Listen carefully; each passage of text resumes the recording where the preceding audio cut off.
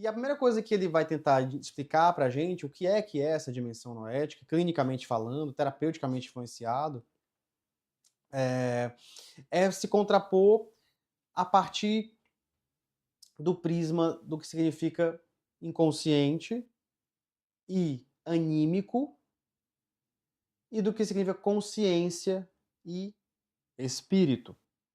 Esse contraponto anímico e espiritual é a primeira tentativa que ele vai fazer para se contrapor e para didaticamente explicar o que é, por distanciamento, por diferenciação, explicar o que é noodinâmica. Ou seja, o modo de funcionar especificamente da lógica da dimensão espiritual. Diferente da lógica da dimensão anímica, ou psíquica, ou mental. A psicodinâmica. A dinâmica tem a ver com movimento. Né? É o movimento do anímico, do psíquico, a psicodinâmica, e é o movimento do noético, do espiritual, dos valores, a noodinâmica. Certo? Entendendo isso, pessoal, esse preâmbulo, vamos entender então que quando o Frankl fala de movimento, ele também fala de motivações. Para ele, tanto Freud quanto Adler apresentam, querendo ou não, uma teoria da motivação humana. Uma gênese daquilo que originariamente move as pessoas, move o humano, faz o humano ser do jeito que ele é. Em Freud nós temos o que o Frankl vai chamar de vontade de prazer. Em Adler, a vontade de poder. Em ambos os casos, são motivações que vêm do inconsciente, uma tendência inconsciente, que do lado do Freud empurra e inclina o ser humano a descarregar e aliviar seus impulsos, suas pulsões eróticas em objetos do mundo, de uma forma irracional e involuntária. No caso de Adler, ao invés de uma descarga no mundo, o que deseja o sujeito em Adler é um fortalecimento de força anímica, de energia psíquica no próprio sujeito. Por um lado, em Adler, a motivação humana é empoderar-se, é investir energia em si, é complementar ou superar suas fraquezas e limitações para uma adaptação à realidade e uma afirmação da individualidade.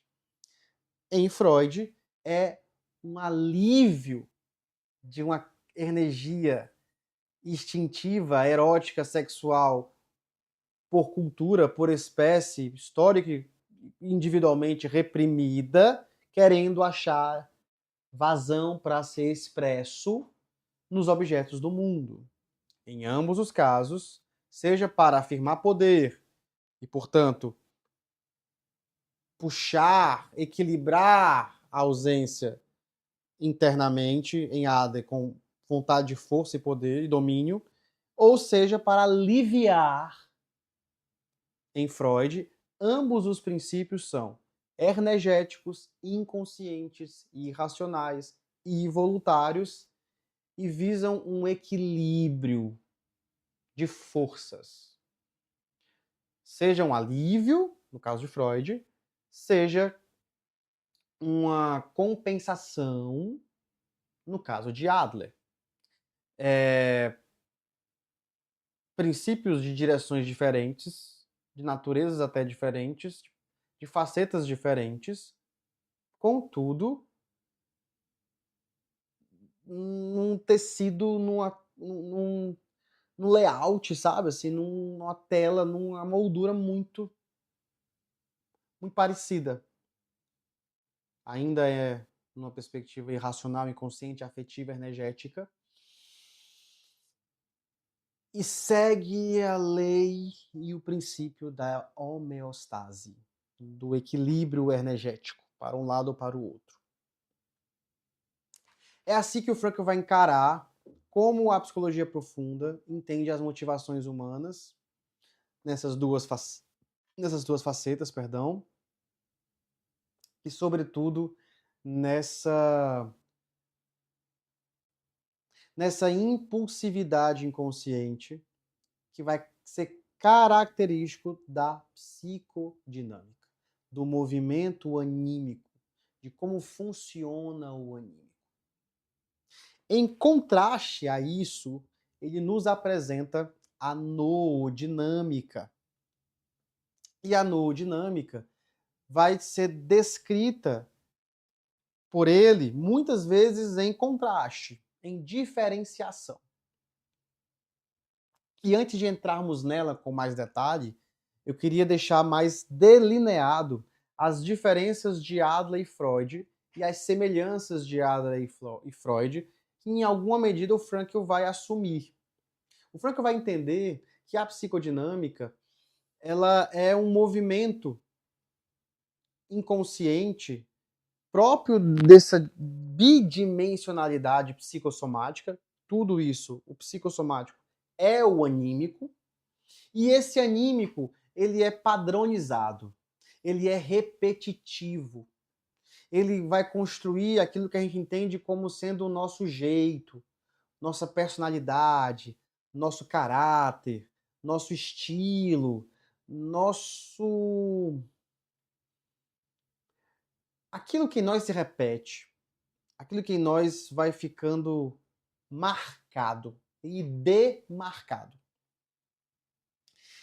Sendo parte das nossas, podemos dizer, nossas marés, nossas próprias marés, nossas próprias ondas, o anímico vai dar os tons daquilo que também compõe nossa singularidade. A grande questão é que, para Freud e para Adler, o âmbito do anímico é o âmbito da relação entre o inconsciente e o consciente, da relação entre o elemento da cultura e da civilização versus a natureza, os instintos que também habitam nossa constituição humana. Essa relação de desenvolvimento, de cultura, de signos, de símbolos, de mudança e transformação do entendimento do humano, do natural, de afastamento dessa natureza, vai complexificando a dimensão anímica a tal maneira que ela é uma dimensão que revela essa tensão, sempre uma tensão, é um jogo de forças. Um jogo de forças entre a sociedade e o indivíduo, entre a cultura e a natureza, que habita o sujeito, que habita a alma humana. Então a alma humana é esse campo de forças plural e diverso, irracional, afetivo, impregnado de lampejos instintivos e impulsivos, que vão dando forma e tom à nossa mente, à nossa visão psíquica do mundo, à nossa fantasia do mundo, às criaturas da nossa mente, a forma como a gente enxerga afetiva e subjetivamente a realidade. É importante entendermos que ela sempre tem essa tensão presente, esse jogo de forças presente, e esse balizamento dessas forças em relação ao mundo, à sociedade, à individualidade, à cultura e à nossa natureza. Esse campo presente do anímico, para Freud, vai ter um desdobramento voltado para o prazer, a sexualidade, o alívio das tensões que vem conosco devido a esse processo histórico, cultural e filogenético de repressões de instintos primários e sofisticações de relações simbólicas e sublimações de instintos como matar, comer uns aos outros, procriar com familiares e outras coisas que vão culturalmente e moralmente sendo balizados, transformados em outras coisas, assim. E o Freud vai dizer que está uma gênese erótica e sexual das relações afetivas de busca de prazer no movimento inconsciente humano. Há uma busca por mais, a gente se move para aquilo que nos dá mais prazer e se afasta daquilo que nos dá desprazer, nos tensiona, nos incomoda. Muito desprazer é excesso de tensão. E prazer é alívio de tensão. De tensão, essa intenção, essa tensão erótica, sabe? A ideia de tesão, parece com tensão, tem a ver com algo que descarrega. Então tem algo até mesmo de incômodo no acúmulo de tensão e de tesão em tudo que nos move.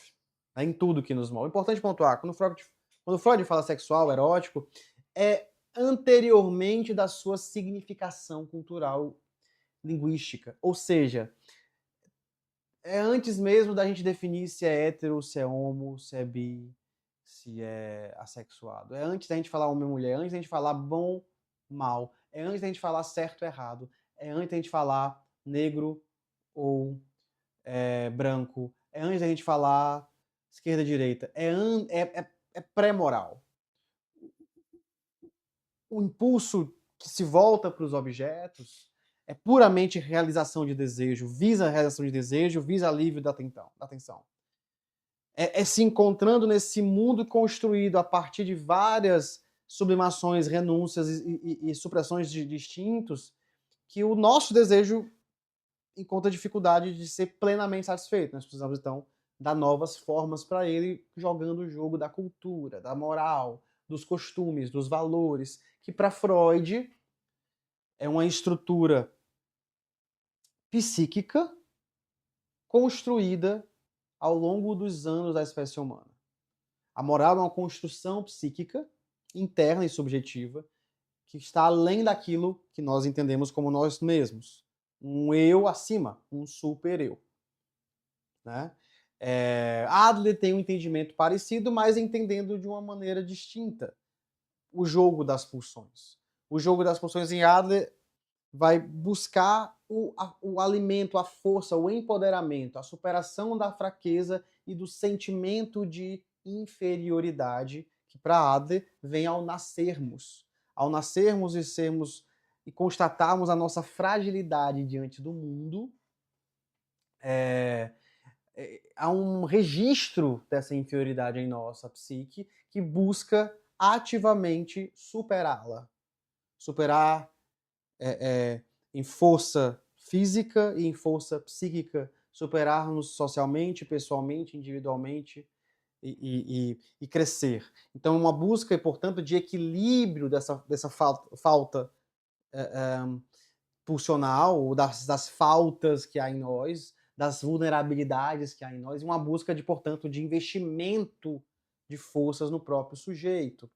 A relação com o mundo vai se dar, portanto, nessa sofisticação das instituições que vão nos desafiar e, ao mesmo tempo, vão estar também nos fazendo crescer a serviço da comunidade e, ao mesmo tempo, na busca de superar a nós mesmos. Em Freud e em Adler, valores, moral e ideais são construções sofisticadas dessa nova estrutura que se apresenta no humano complexa chamada mente, chamada psiquismo, realidade psíquica. Brota e nasce dessa dimensão. E tudo tem a ver com psicodinâmica. E vai ser exatamente aí que o Frankl vai discordar. E a gente vai saber mais dessa versão no nosso próximo vídeo.